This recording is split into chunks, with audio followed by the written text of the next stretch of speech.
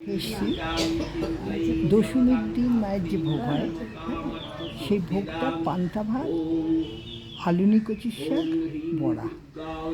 তো পান্তা ভাত তো ঠাকুরকে দেওয়া যাবে না, তো বাসি ভাত তো কাজে ভাত তৈরি করে তাকে 7 বার ঠান্ডা জলে ধুয়ে তারপর জলে ভিজিয়ে দেওয়া হয়। আর কচুর শাকে নুন পড়বে না, ভোগের যেটা হবে আলুনি হবে আর বড়া ভাজা।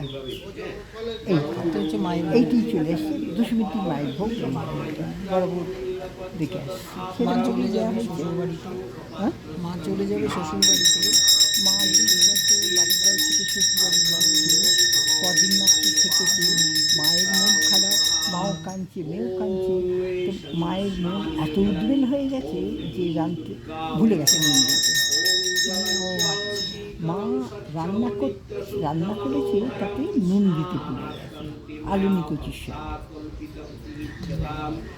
এই গল্প কথা তো